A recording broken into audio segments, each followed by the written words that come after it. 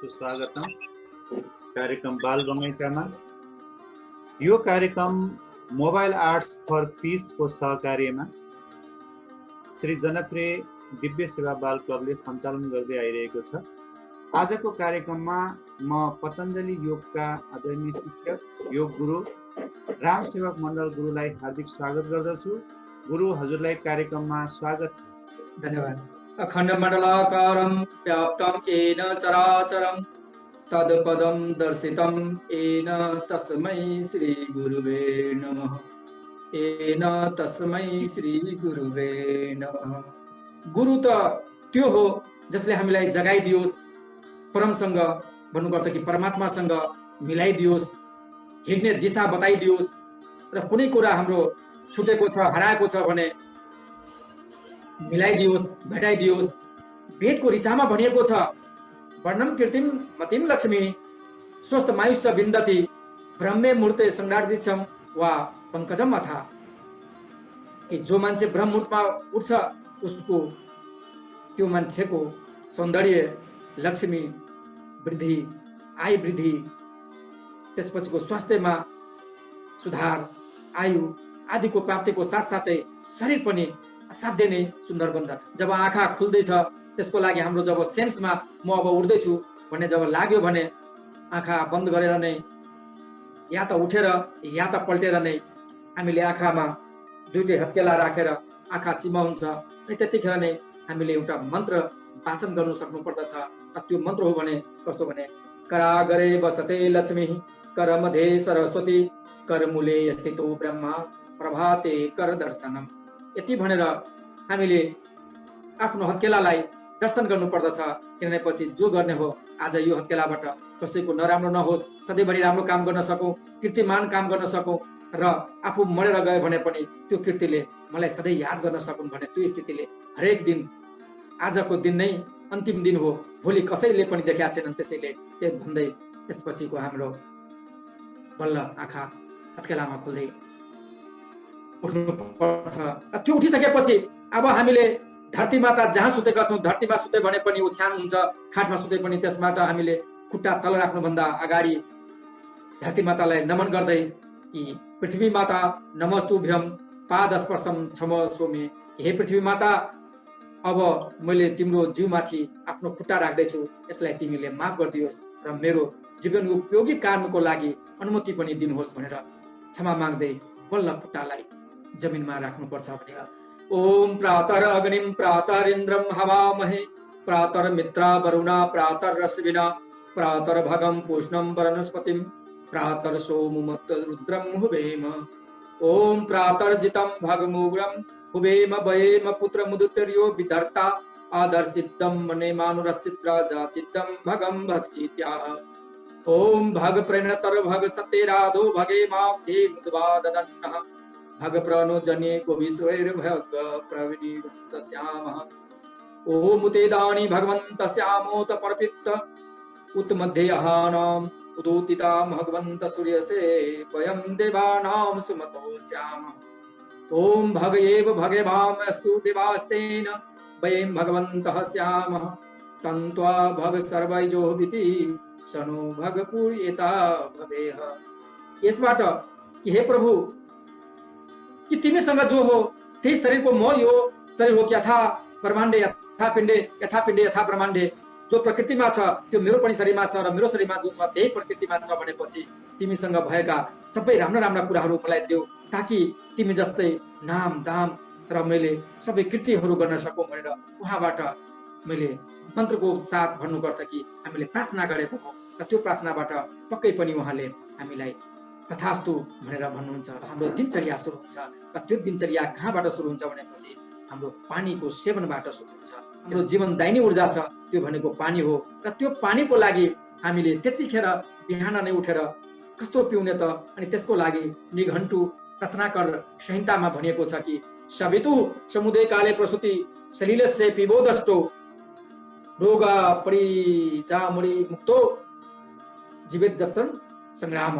कि भन्नुपर्छ कि सूर्यकाल भन्दा सूर्योदय हुनुभन्दा पहिला उषाकालमा जसले आफ्नो अञ्जलीको 8 अञ्जली भन्नुपर्छ कि लगभग 1 देखि 1.5 लिटरसम्मको पानी जसले खान्छ उसलाई बुढोपनले छुँदैन र 100 वर्षसम्मको शतायु बाँच्न सक्दछ। त्यो हो। र त्यसै बेला हामीले पिउने पानी जुन छ त्यसको पानी पिउँदाखेरि हामीले यसरी कागासनमा बसेर हामीले पानी पिउनु पर्ने हुन्छ र त्यसको बेलामा हामी जुन पानी पिउँछौँ त्यो पानी भनेको हाम्रो उषा पान भनेर भनिन्छ।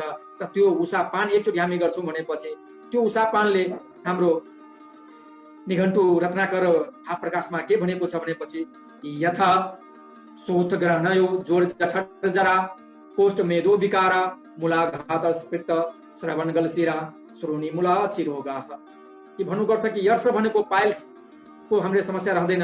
हाम्रो शरीरमा जुन सुजन हुने अथवा कुनै अङ्गहरू भन्छौँ, कसैको कलेजो सुनियो, कसैको पेट सुनियो, कसैको खुट्टा सुनियो, त्यो कुराहरू सुन्ने भनेको त्यसरी कुनै प्रकारको हामीलाई सुजन सम्बन्धीको स्वेलिङ सम्बन्धीको रोग रहँदैन। र त्यसपछिको हामीलाई फिभरलाई कन्ट्रोल गर्छ। ज्वरलाई, फिभर भनेको ज्वर हो, अनि जठर भनेको हाम्रो भोक जगाउने अग्नि, जठराग्निलाई ठिक आफ्नो दायरामा राख्छ भने कोष्ठ हामीले कन्स्टिपेसनको जुन समस्या छ त्यो समस्यालाई पनि शमन गराउँदछ र पेट सम्बन्धीको सबै विकारलाई नै हरण गरेर लैजान्छ त्यो बिहानको 1-2 गिलास पानीले। र त्यस्तै गएर हाम्रो बिहानको त्यो उषा पानले मूत्र सम्बन्धीको हाम्रो कुनै विकार छ भने, त्यसपछिको हाम्रो पित्त सम्बन्धीको कुनै विकार छ भने त्यसलाई पनि शमन गर्दछ। र हाम्रो श्रवण शक्तिको, सुनाइ सम्बन्धीको, घाँटी सम्बन्धीको र टाउको सम्बन्धीको कुनै रोग छ भने त्यसलाई पनि शमन गर्दछ। र हाम्रो जोर्नीहरू जहाँ जहाँ दुख्ने गर्छन् ती पनि रोगहरू शमन हुँदै जान्छ। भन्नुको अर्थ कि समस्त शरीरमा हुने रोगहरू छन् भनेपछि ती सबैलाई समूल नाश गरिदिन सक्छ बिहानको 1-1.5 लिटरको पानी पिउनाले। त्यसलाई उषा पान भन्छ। त्यसैले हाम्रो यो पानी त पिउने, तर यो पानी त्यतिकै पिउने हो कि यसले अरू पनि केही काम गर्छ भनेपछि यो पानी हामीले पिइसके भनेपछि त्यतिखेरको मन तातो पानीलाई हामीले आफ्नो इच्छाअनुसारबाट पानीलाई मुखमा राखेर दायाँ बायाँ अगाडि पछाडि गरेर बल्ल निल्यो भनेपछि त्यो पानी हाम्रो उषा पान अमृत समान हुन्छ। र यो पानी पिइसकेपछि हामीलाई शौच आदि कर्मको लागि जानुपर्ने मनसाय हुन्छ र त्यतिखेर शौच जानुपर्छ र त्यसपछिको खुलेर शौच हुन्छ। र यो त्यतिखेरको हामीले शौच गरेनौँ भनेपछि के हुन्छ भनेपछि त्यसको लागि फेरि पनि हामीलाई शास्त्रले भनेको छ कि जायन्ते विविधा रोगा प्रायसो मल सञ्चयात सर्वेषामेव रोगाणां निदानं कुपिताः बलाः। भन्नुको अर्थ कि जसले आफ्नो शरीरबाट बिहानको समयमा सूर्योदय भन्दा पहिला नै मल त्याग गर्दैन त्यसको शरीरमा विजातीय तत्त्वहरू बढ्दछ र त्यो भनेको विजातीय तत्त्व कुपित भयो भनेपछि विभिन्न प्रकारका रोगहरू उत्पन्न भइहाल्छ। त्यसैले त्यति बिहानको समयमा उषाकालमा पानी पिएर शौचादि कर्मबाट जानु र शौचादि कर्मबाट निवृत्त भइसकेपछि प्रातः स्नानमलं च पापहरणं दुःस्वप्न विनाशनम शौचादयातनं मल परहरणम सर्वधन तेजसाम। कि हे मानव, जसले बिहानको समयमा स्नान गर्छ भनेपछि उसको शरीरबाट जुन रोग रूपी पाप हुन्छ त्यो पापको शमन हुन्छ, निवारण हुन्छ र नराम्रा सपनाहरूको जुन प्रभाव हुन्छ, दुष्प्रभाव हुन्छ, कुप्रभाव हुन्छ, त्यो प्रभावहरू नष्ट भएर जान्छ र हाम्रो शरीर भनेको पवित्रमय बन्छ र शारीरिक मानसिक रूपमा विकास हुन्छ भने बुद्धिमा तीक्ष्णता आउँछ र रूपमा पनि चमक आउँछ। यो बिहानको समयमा हामीले पानीले नुहायौँ भनेपछि र त्यो पनि भनेको हाम्रो चिसो पानीले नुहाउनु पर्ने हुन्छ। किनभनेपछि हामीले कहिले पनि पानीले भनेको तातो पानी टाउकोमा राख्नु हुँदैन। किन कि टाउकोमा पानी राख्यो भनेपछि हाम्रो आँखालाई र टाउकोलाई सबभन्दा बढी अहित गर्दछ।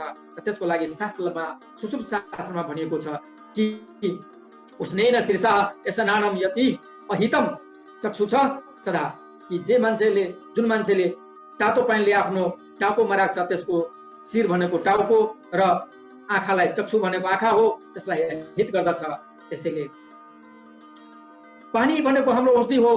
पिएर पनि हामीले औषधि बनाउन सक्छौँ, नुहाइदिएर पनि औषधि बनाउन सक्छौँ। र त्यो कतिखेर पिउने हो त्यसको बारेमा सही व्यवस्थापन पक्ष नै भनेको दिनचर्या हो। र त्यो अहिले भनेको मैले पानीको बारेमा भनिरहेको छु कि पानी भनेको कसरी हामीलाई एउटा औषधि बन्छ त त्यसको लागि फेरि पनि ऋग्वेदमा भनिएको छ कि आप भनेको पानी हो। कि आप यद्वाउ भेष जियाप हो आम वदति आपः सर्वसो भेष जिताते कुर्वन्तु भेषजाम। कि पानी भनेको औषधि हो, यसबाट सबै व्याधिहरू हराउँछ। पानीमा रोग प्रतिरोधात्मक क्षमता हुन्छ र यसले सबै रोगहरूलाई ठिक गर्दछ। त्यसैले पानीलाई एकदम सही रूपमा कसरी उपयोग गर्ने नगर्ने र पानीलाई त्यतिकै हामीले सञ्चय पनि गर्नुपर्ने हुन्छ। अनावश्यक पानीलाई खेर फाल्नु हुँदैन, किनभने पछि प्रकृतिमा सबै कुरा हामीलाई नापेर दिएको छ। श्वास नापेर दिएको हुन्छ, हामीले पानी नापेर दिएको हुन्छ, हाम्रो लागि जुन अक्सिजन छ त्यो पनि नापेर दिएको हुन्छ। आवत कुराहरू लिँदै हाम्रो पञ्चतत्वको शरीर अग्नि, वायु, आकाश, पृथ्वी र जल यी सबै हाम्रो लागि, प्रति व्यक्तिको लागि त्यो नापेर दिएको हो। त्यसैले अनावश्यक रूपमा यसलाई खर्च गर्नु हुँदैन। ब्रह्म मुहूर्तमा हामीले पानीले स्नान गर्यो भनेपछि त्यसले अरू के भन्छ भनेपछि यद्भित्कत्राणि शुध्यन्ति मन सतेन शुध्यति विदातपोभ्याम भूतात्मा बुद्धि र ज्ञानेन शुध्यति। कि हाम्रो शरीर धुनु छ भनेपछि पानीले धोयो भनेपछि हाम्रो शरीर शुद्ध हुन्छ, तर मनलाई धुनु छ भनेपछि त्यस अनुसारको हाम्रो सत्य कर्म र सत्य पानी बोल्नु पर्दछ। र त्यस्तै गरेर विद्या र तपबाट हाम्रो आत्मालाई शुद्धि हुन्छ भनेपछि बुद्धिबाट ज्ञानको शुद्धि हुन्छ। र यो भनेको हाम्रो शरीर धुनको लागि पानीको प्रयोग गर्छौँ भने बिहानको समयमा स्नान गर्नु भनेको सर्वोत्तम मानिन्छ। त्यसपछिको जति जति हाम्रो समय खस्किँदै जान्छ त्यस अनुसारको उत्तम, सामान्य र निकृष्ट मानिन्छ। भनेपछि त्यो स्नान भनेको पनि 4 प्रकारका स्नान छ। पहिलो स्नान जसलाई कि हामी मुनि स्नान भन्छौँ, जो 4 देखि 5 बजेसम्मको बिहानको समयमा नुहाउनु पर्छ। र त्यतिखेर जतिसुकै जाडो याम किन नहोस्, गर्मी याम पनि किन नहोस्, त्यतिखेर भनेको वायुमण्डलीय आर्द्रता एकदमै सामान्य हुन्छ र त्यतिखेर मजाले नुहाउन सकिन्छ। र बानी भयो भनेपछि हामीलाई चिसो र तातोले कुनै फरक पार्दैन। त्यसैले मुनि स्नान भनेको 4 देखि 5 बजेसम्मको बिहानको समयमा नुहाउने स्नान हो र यसलाई सर्वोत्तम स्नान मानिन्छ। त्यसपछिको अर्को स्नान जसलाई कि 5 देखि 6 बजेसम्म नुहाइसक्नुपर्छ, त्यसलाई देव स्नान भनिन्छ। देव स्नान उत्तम मानिन्छ भने मानव स्नान 6 देखि 8 बजेसम्मको स्नान मानव स्नान हो। र त्यसपछिको स्नान भनेको निकृष्ट स्नान, अर्थात् शास्त्रमा भने अनुसारबाट त्यो राक्षस स्नान हो। र यो राक्षस स्नान सकेसम्म शरीर धुनु छ, अब फोर्ने लाग्यो भने त बेग्लै कुरा हो, नत्र 8 बजे पछिको नुहाई हाम्रो शरीरको लागि होइन, मात्र शरीर पखाल्नको लागि हो। धुलोमुलो लागेको छ भनेपछि त्यसलाई मात्रै सफा गर्नको लागि हो। त्यसबाट हामीलाई सुनमा सुगन्ध जस्तो बनाउनको लागि बिहानकै समयमा, र त्यो पनि 6 बजेको भन्दा अगाडि र 4 बजे भन्दाको बिचकै समयमा नुहाइसक्नुपर्छ। यो सबै कुरा किन भनिरहेको छु त, किनभनेपछि हाम्रो इङ्ग्लिसमा एउटा कोटेसन छ कि प्रिभेन्टेसन इज बेटर देन क्योर। त्यसैको लागि शास्त्रले के भनेको छ भनेपछि प्रक्षालाद्यु पङ्कस्त दुरास्पर्धम वरम।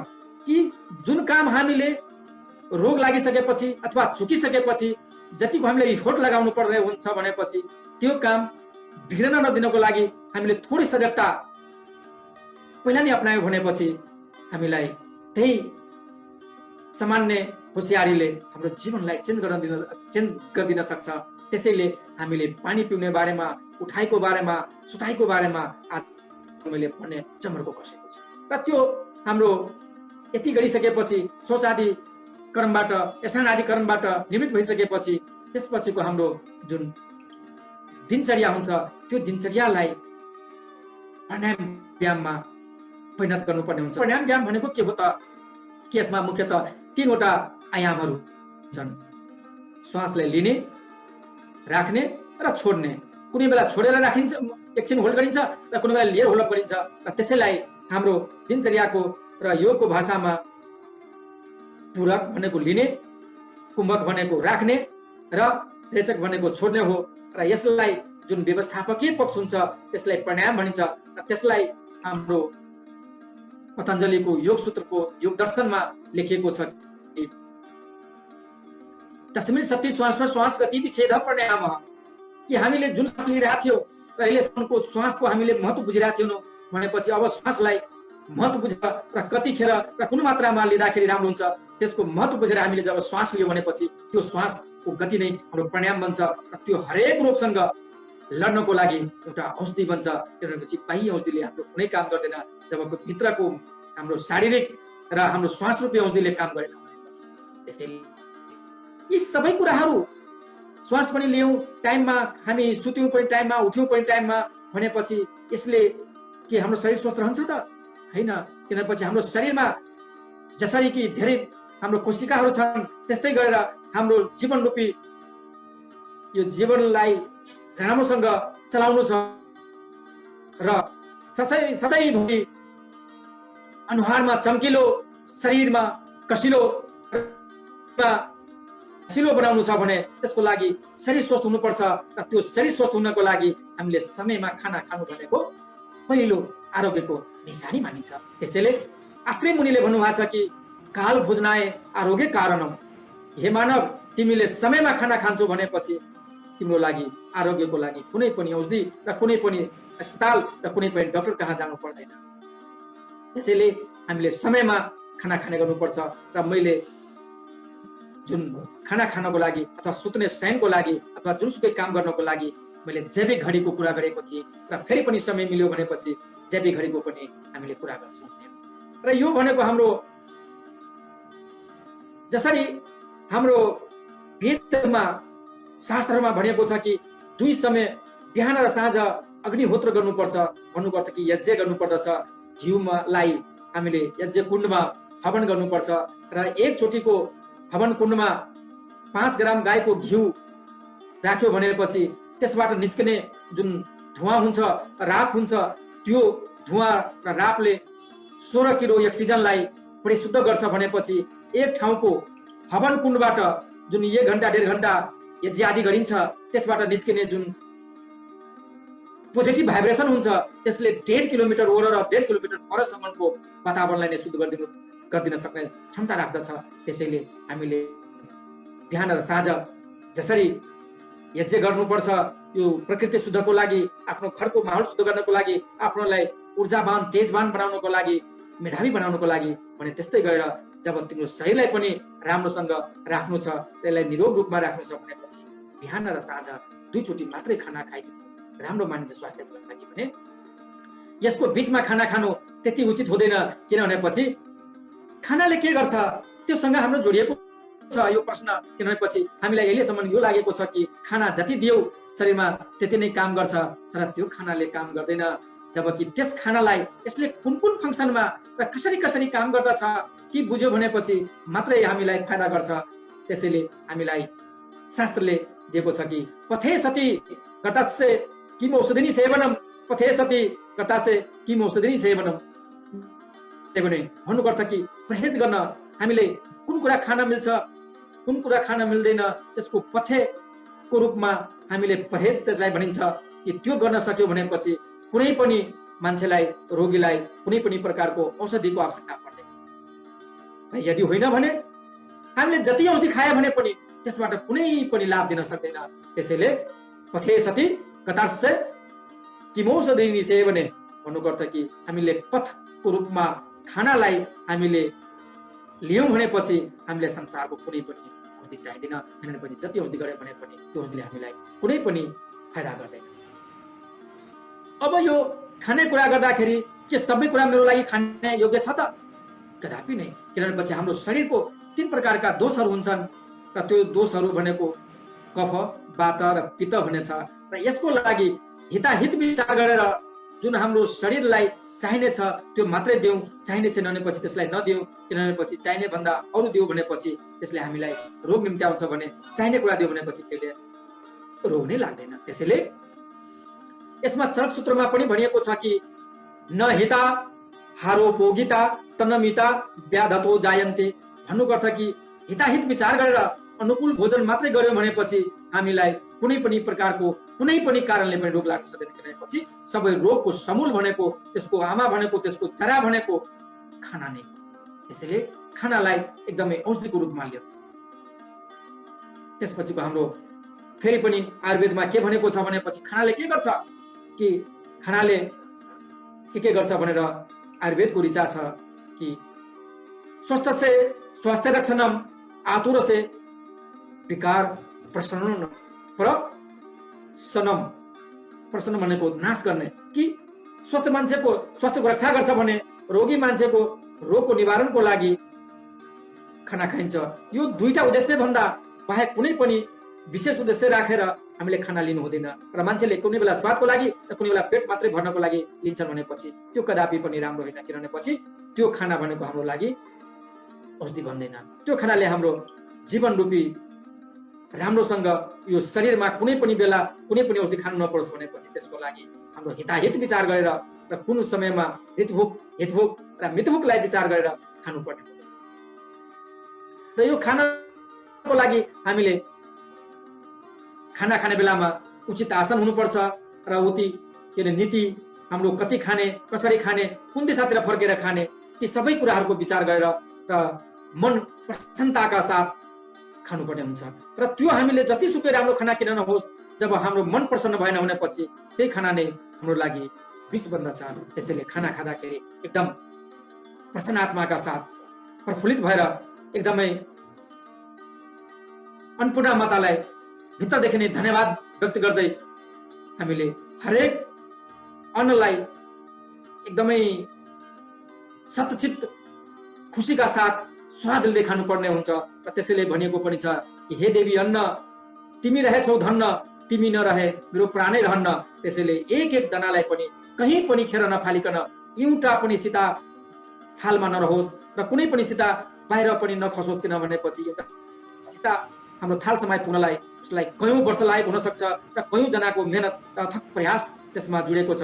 त्यसैले खाँदाखेरि एकदम विचार गरेर एकदम शान्त मुद्रामा प्रसन्नताका साथ र मैले औषधि सेवन गर्दैछु र यो खाइसकेपछि मलाई संसारको कुनै पनि औषधि खानु पर्दैन, त्यो हेतुले नै खानुपर्ने हुन्छ। र त्यति गर्यो भनेपछि मात्रै हामीलाई खानाले सम्पूर्ण आरोग्य प्रदान गर्दछ।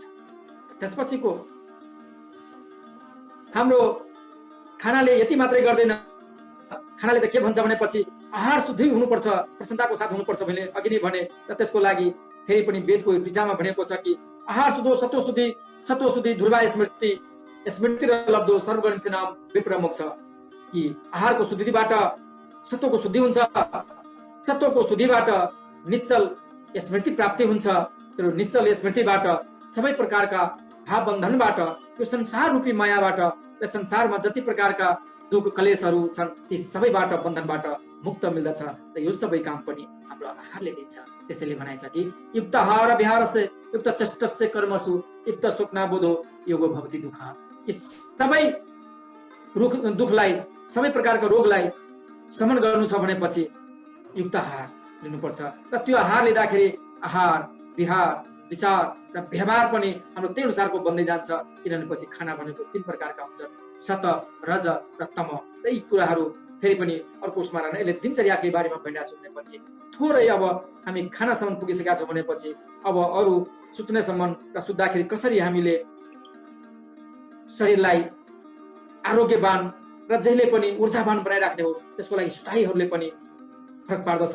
र त्यसैले हामी 2 चोटि खाना खायौँ भनेपछि हाम्रो सुत्दाको बखत पनि कुन कुल्टो फेर्ने, कतिखेर उठ्ने र कतिखेर पेसाब फेर्ने, कतिखेर शौचादि कर्म जाने भनेर त्यसको पनि हामीलाई शास्त्रले एउटा दिशानिर्देश गरेको छ। र त्यसैलाई पनि हामीहरूले अवलम्बन गर्न सक्यो भनेपछि कहिले पनि औषधि खानु पर्दैन। किनभनेपछि यो औषधिको जुन एलोपैथीले छ, मान्छेहरू थिए र त्यतिखेरको मान्छे पूर्णतः स्वस्थ थिए। किनभनेपछि उहाँहरूको दिनचर्या भनेको वेद सङ्गत थियो, शास्त्र सङ्गत थियो र जुन थियो शरीरलाई बुझेर हिताहितको कुरा गरेर खाना खानुहुन्थ्यो भनेपछि अहिले हामीले हिताहितको बारेमा ध्यानै दिँदैनौँ। त्यसैले यतिको हस्पिटल र यतिको डाक्टरहरू छन् र त्यही पनि हरेक मान्छे रोगी छन्। किनभनेपछि हामीलाई खानाको बारेमा ज्ञान छ। जे भए पनि अब फेरि पनि चक संहितामा भनेको छ कि आहार प्रभावो यस्तु रोगस्सहार सम्भव। कि भन्नुको अर्थ कि आहारबाट नै अन्न बनेको हुन्छ र शरीरमा लाग्ने रोग जति पनि छ त्यो भनेको हाम्रो आहारबाट नै उत्पन्न हुन्छ। भन्नुको अर्थ कि आहार र अन्न यो एक आपसमा र अन्न जस्तै हाम्रो रोग पनि नङ र मासुको जस्तै सम्बन्ध राख्दछ। किनभनेपछि हामीले खाना खाएन भनेपछि रोग पनि लाग्दैन र हामीले यो खाना खान्छौँ भनेपछि आहार हो र त्यो आहार नै भनेको शरीरमा लाग्ने रोग पनि उत्पन्न गरेको हुन्छ। त्यसैले गीतामा पनि भनिएको छ कि अन्नाद भवन्ति भूतानि। कि अन्नबाट नै सम्पूर्ण प्राणीहरूको उत्पन्न भएका छन्। सम्पूर्ण प्राणीहरू भनेपछि अन्न कसलाई भन्ने त? कि जसलाई हामी दिन्छौँ त्यो सबै अन्न हो। खाने माध्यमको तरिकाबाट हुन सक्छ, तर सबै हाम्रो अन्न होइन। किनभनेपछि लिक्विडको रूपमा भन्नु पर्दाखेरि हाम्रो प्रकृति विज्ञानले के दिएको छ भनेपछि नेचुरोपैथीले if there is any liquid on the earth it is plain water, all other liquids either the food or slow poison. कि पानीलाई लिने हो भनेपछि संसारमा कुनै तरल पदार्थ यदि पिउन लागेको छ भने मात्र र मात्र शुद्ध जल हो, शुद्ध पानी हो। र त्यसभन्दा बाहेकको कुनै लिक्विड छ भनेपछि मानौ कि दुधै किन नहोस् त्यो भनेको ठोस आहार हो, र अरू पनि जुस किन नहोस् त्यो पनि आहार हो, हैन भनेपछि। त्यसैले अनाद भवन्ति भूतानि, ज्ञानबाट नै सम्पूर्ण प्राणीहरूको उत्पन्न भएको छ भनेपछि यसलाई लिँदा पनि आफ्नो हिताहित विचार गरेर लिनुपर्छ। त्यसपछिको यथाते गृहते इति अन्न, कि जुन वस्तु वा पदार्थलाई हामीले मुखबाट लिएर पेटमा पुर्याउँछौँ भनेपछि त्यो सबै अन्न हो। र यो कस्तो हुन सक्छ भनेपछि हामीले खाएर हुन सक्छ, चाटेको हुन सक्छ, पिएको हुन सक्छ, र त्यो केही पनि भएन लास्टमा चुस्ने हुनुपर्छ। भन्नुपर्दा कि हामीले जुन कुराहरू पेटमा जुन राख्छौँ त्यसको विधि कतिवटा छ त? खाने, चाट्ने, पिउने र चुस्ने हुन सक्छ। र यो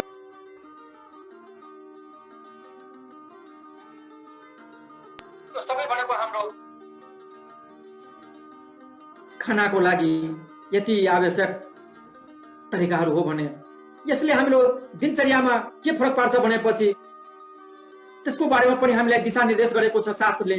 कि यसले भनेको छ कि दिनचर्या निशाचर्या ऋतुचर्या निशोदिनम आचार पुरुष स्वस्थ सदा तिष्ठति नान्यथा।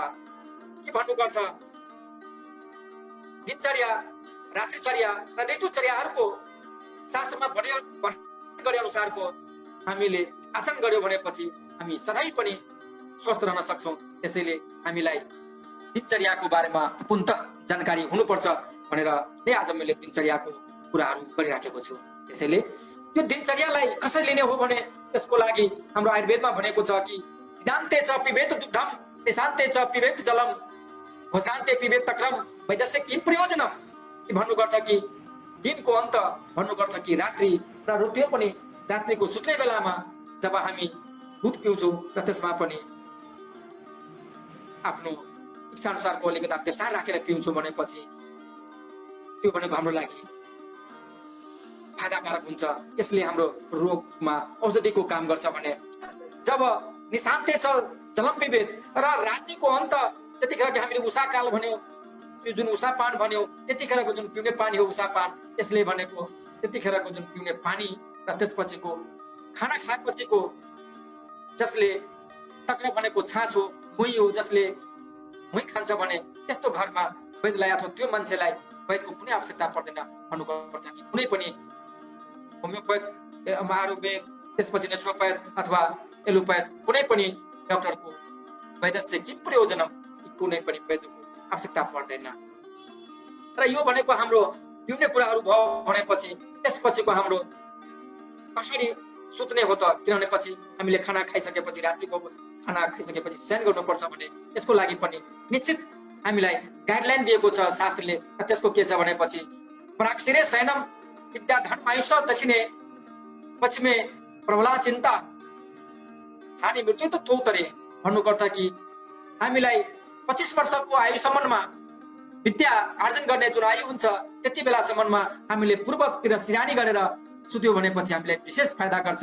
किनभनेपछि पूर्वतर्फबाट लाइफ फोर्स इनर्जी आउँछ, र त्यो लाइफ फोर्स इनर्जीले हामीलाई विद्या अध्ययन गर्नको लागि विशेष ऊर्जा प्रदान गर्छ। भनेपछि धन र स्वस्थताको लागि हामीले दक्षिण सिरानी भएर सुत्नुपर्छ भने जस कसैको पनि घरमा पश्चिमतिर सिरानी भएको बेड छ भनेपछि सकेसम्म आजैदेखि त्यसलाई चेन्ज गर्नु होला। किनभनेपछि त्यो पश्चिम तर्फको सिरानीले हामीलाई निन्द्रा नलाग्न दिने अथवा अनावश्यक कुराहरू गन्थन मन्थन गराउने, त्यसको डिप्रेसन तर्फ लैजाने र चिन्ताका कुराहरू हामीलाई मनमा खेलिरहन्छ भनेपछि जब मान्छे उत्तर सिरानी गरेर सुत्छ भनेपछि त्यसले हामीलाई हानि र मृत्युसम्म पनि पुर्याइदिन्छ। किनभनेपछि जब हामीले उत्तर सिरानी लिएर सुत्यो भनेपछि हाम्रो विद्युतीय तरंग जुन उत्तरतिरबाट जियो म्याग्नेटिक फोर्स इनर्जी आउँछ, हुचुम के ऊर्जा हुन्छ, र त्यसले गर्दाखेरि हाम्रो सिरानीलाई अपथ्रस्ट लोड दिइराखेको हुन्छ, र त्यसले गर्दाखेरि हाम्रो